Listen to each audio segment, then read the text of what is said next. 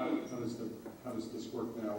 Maybe you could explain what your responsibilities are in that role as far as this is concerned. To investigate how they came about getting the stuff that's in their body, whether it was from the house, if a kid in the classroom is dispensing it, what it is exactly they are on, so we can get them the help they want. The person may be unconscious, so they can find out who gave it to them, what it is, what the milligram is, in order to get that person the proper care at the hospital. Okay.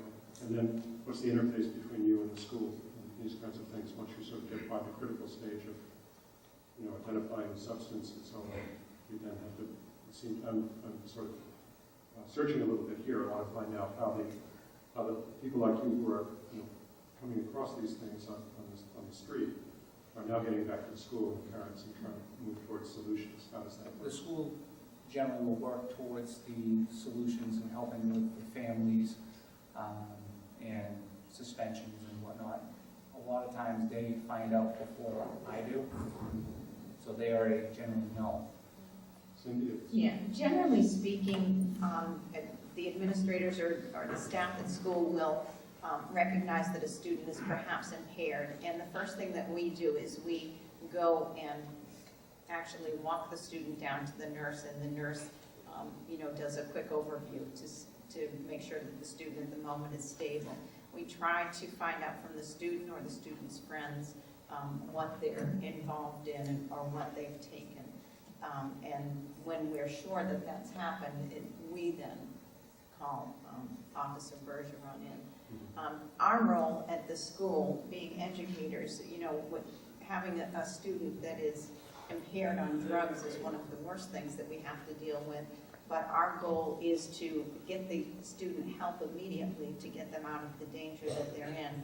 We do, because we certainly don't want drugs in our school, have to suspend the student according to our disciplinary guide.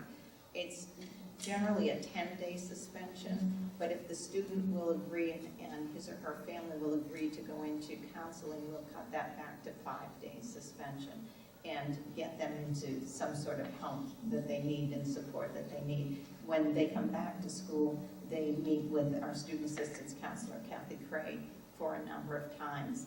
And it's really an education and to try to get the student the help and the support that they need. And it's not only the student, it has a horrific negative impact on the entire family. So it's really, even though it's the student that may be addicted or using these prescription drugs in an illicit manner, it really has a horrible impact on their whole family. So we try to provide resources, and Kathy can speak more clearly to that about the way we refer out to try to get everybody the support and help that they need. Sure. Like Ms. Matt said, the student will be suspended for 10 days. And if the family agrees and the student agrees to work with me upon their return. We get the mic volume up a little bit on that. Sorry. Not used to all this. So when the student will be suspended automatically for 10 days. If the student will work with me and their family, the suspension gets cut down to 5. So what happens is a student suspended for 5 days, he or she will return. I will work with the student. We then will work with the family, and based on the findings of the assessment, we create a game plan, a treatment plan. There's many resources out in the community, and I have a lot of resources in my office. I have so when the families leave, they have a plan. There's phone numbers, there's contacts, and they can always call me. We do follow-up. Communication is very, very important.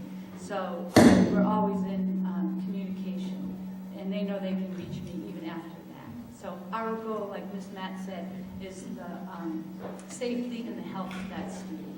So we're always available. I want to bring Annette into this a little bit, at Keystone, and understand the role that you play as far as what we're talking about as students goes. Could you explain that a little bit? Sure. As far as resources.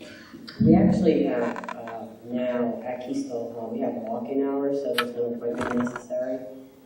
So folks can go from 9 to 4 p.m. And what we're finding with this, we've changed it, is that we're having more parents walk in also. Can I interrupt you a second? Could you do a sentence or two just on what Keystone is? Sure. Just so people understand Sure. what you represent.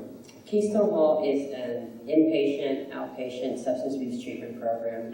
We actually treat co-occurring mental health and substance abuse addiction.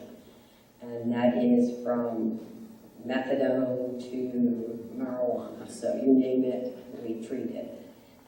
And we provide what's called non-medical supported detox. We are in the process of trying to get a medical director so that we can become, and we have actually the state's first medical detox. The state of New Hampshire does not have a medical detox, which is, I just want to make sure that folks understand what limited resources we do have in the state, so that's number one. So we do work with families. One of the things that we do at Keystone Hall is we do have an adolescent program, which is specifically just for adolescents, and it is gender specific, so that we have programs just for teens, girls, and then for the teen boys. And the two clinicians that we have running it are excellent. We provide what's called contingency management, and that is actually evidence-based practice, which works really well with the teen population, because they can come in, they can bring a friend in, and we can provide education, that kind of stuff, and also for parents. That's a tremendous resource for people Yeah. to know about. Thank you very much for explaining that. I want to find out from the other side of the house, and Chris in particular, State Police. You're with the State Police, and you're assigned to. Maybe you could talk to us about your role and how you fit into this whole picture. As I kind of briefly explained, that I work with Peg Clifford closely with the Board of Pharmacy. When we get information regarding individuals passing fake prescriptions, we have to investigate that. When we get information from pharmacists that they're seeing the same person go to multiple doctors, we have to investigate that. When we find out that someone has altered a prescription, that's what we're investigating. And addressing also what Bill Quigley was referring to down there, his DRE. One of the things that one of the people who was part of the DRE school, Sergeant Shapiro from the state police, he helped to change the way the law reads in this state, in that if you are arrested for DUI, driving while intoxicated, it was previously that you had to be driving while under the influence of alcohol or a controlled substance. Well, as they were referring to, that some people, they're not driving under the influence of alcohol, they're driving under the influence of something else. And that something else was previously that they couldn't be arrested or convicted because it wasn't the statute. So people were basically getting away with driving under the influence of things like oxycodone, because oxycodone is a controlled, not oxycodone is a controlled substance, but other medications that the non-prescription drugs, some over-the-counter medication, they're NyQuil. They're driving around on NyQuil, and they're not supposed to be driving around on NyQuil. Well, that law change makes it so that you can be arrested for driving under the influence of a substance that impairs to the point that you cannot drive or should not be driving. And that's what the DRE program that Bill was referring to is about, and helping to identify and keep those people safe or keep them off the roads. The other thing too that a lot of people always say to us, well, what good is arresting and putting addicts, filling the prisons with addicts? Well, that's not our goal. It doesn't serve anybody's purpose to fill prisons with addicts. Our goal is to get them to stop committing crime and hopefully get them help. And the majority of the time, I would say in most of the cases that I've done, particularly like when people are passing fake prescriptions, oftentimes they'll get a couple of years probation hanging over their probation, holding them until they're cleared and cleaned up, give them 2 years. But if they end up slipping back into doing this, whether it's making fake prescriptions or getting involved with illegal drug activity again, then they'll go right to jail, and they'll end up spending the time in jail. We had we had a doctor shopper who was going to multiple hospitals just to try to get his narcotics, and the last time how we caught him, he went to somebody's house and found a ladder, tossed the ladder on the lawn, and then called 911 from his cell phone and claims he fell off the roof. So they activated a trauma team at a local emergency room, and they had an ambulance come pick him up and take him to the emergency room. Well, you can only imagine that an emergency room that's already busy enough that this guy claims to have fallen off a roof. So anybody else that's actually sitting there in the emergency room waiting for gosh knows how long, that this guy comes in with his, supposed injury, and they wanted to admit it because they did 16 x-rays and a CAT scan, and they found nothing, but he still complained of pain, and his total goal was to get himself Percocet. They gave him a prescription for 20 Percocet, and he dismissed himself from the hospital. Well, the pharmacist actually was the one who caught up with him, saying that this person, that's not the name, that's not his name, I know who this person is. And they called us up, and we arrested him finally for his egregious doctor shopping activities. He was into the hospital for nearly $40,000 in bills.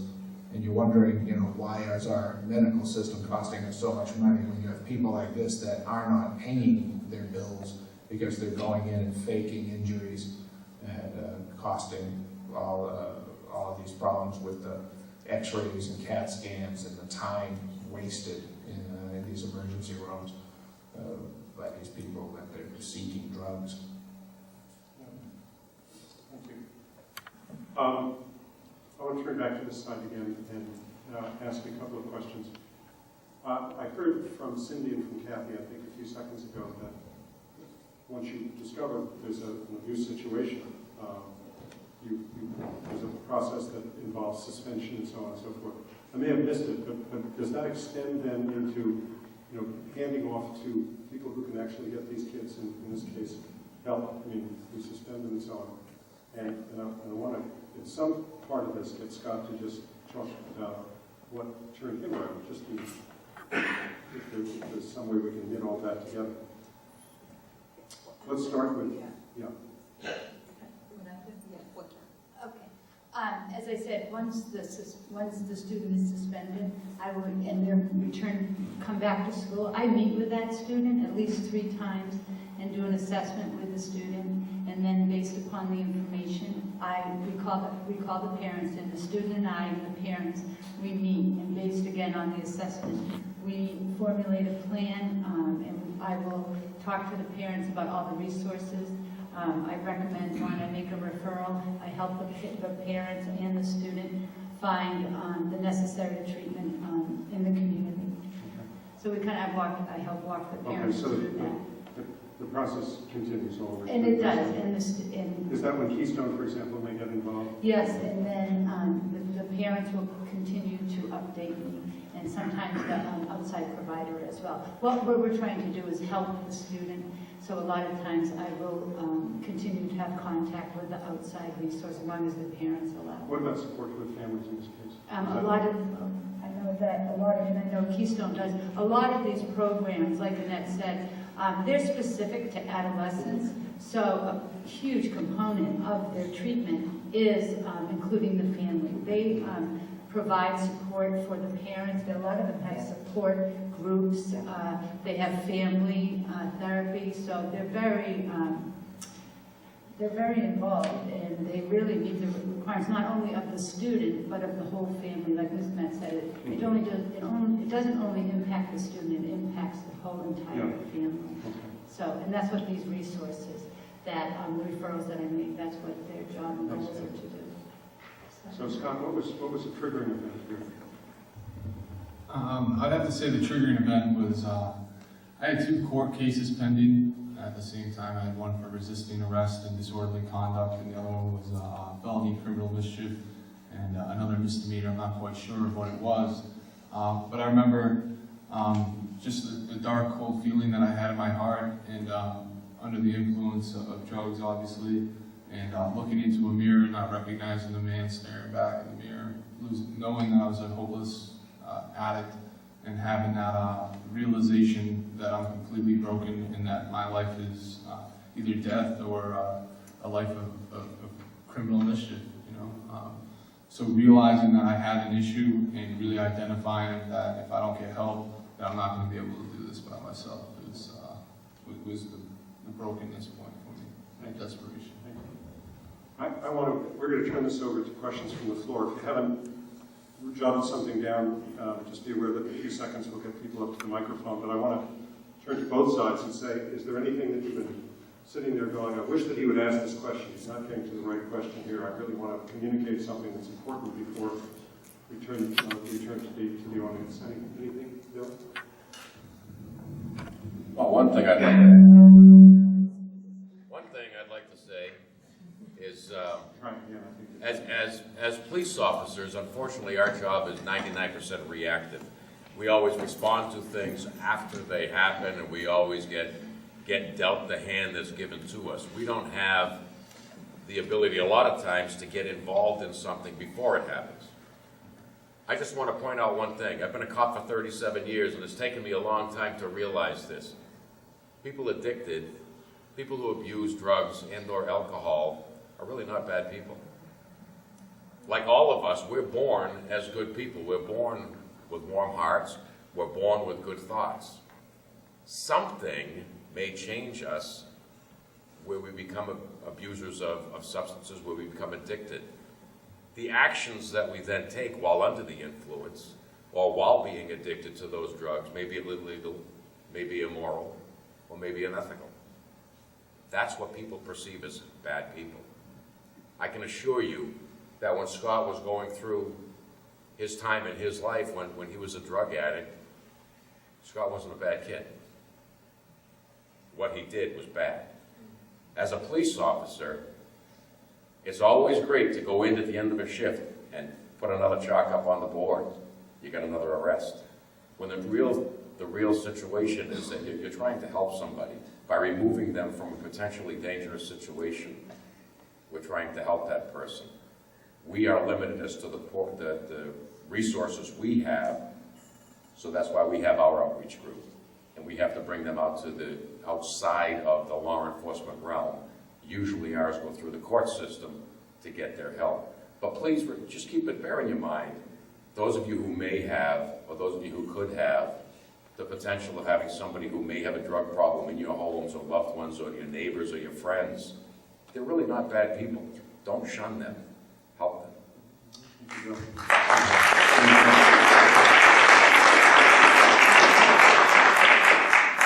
I'd like to just do a quick follow-up on that. Parents, if your child is involved in drugs, it doesn't mean you're a bad parent.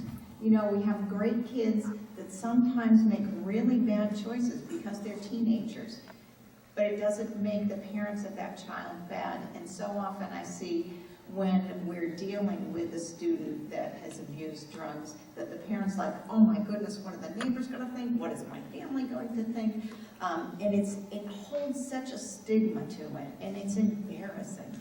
But, you know, like Chief Quigley says, the kids aren't bad, the parents aren't bad, but they're at such a young and impressionable age, and the peer pressure is so great that sometimes they make really stupid choices. And we just have to, you know, try to pick them up and get them back on the right path.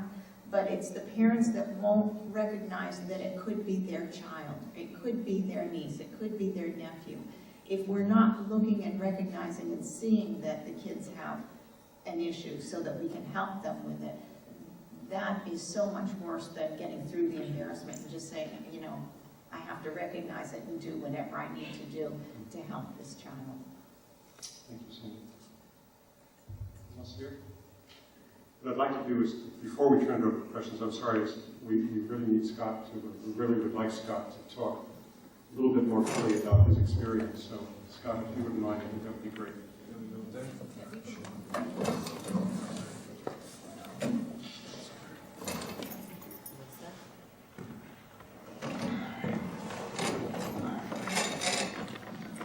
Well, I can honestly say when I was about 6 or 7 years old, I never thought that I'd be a drug addict. I had dreams, I had aspirations. I was like every other young child. I played sports, I was involved in school. I played baseball, basketball, football, all my life pretty much. I was raised in the community. I went to the Boys and Girls Club in Nashville constantly. I've seen forums, not quite like this, but people who spoke to me about drugs. And when I got involved in sports, I thought for sure that I was going to be a professional athlete. When I was a sophomore in high school, when we really get serious about talking about drugs and alcohol, sitting in one of those seats, I didn't think that the law of addiction applied to me. If you told me that I had the opportunity to be addicted, I would have thought you were absolutely crazy. At the age of 15 years old is when I started drinking. At 14, I smoked my first joint. In high school, I partied all the time. I drank and smoked weed. But I thought it was normal. My friends were doing it. I would celebrate after football games.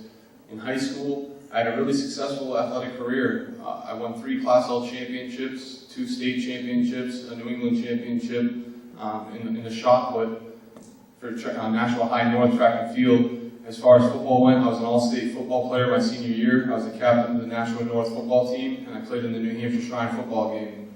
I had accomplishments. I was going somewhere with my life. I got recruited by Southern Connecticut State University to go and compete in track and field Division II athletics. And what I didn't realize at the time is that these drugs and alcohol actually had control of me. Even though I was the one getting them off of friends to pick up Budweiser, but the Budweiser started to slowly control me. I have a very addictive personality, and I didn't know that prescription drugs would creep into my life.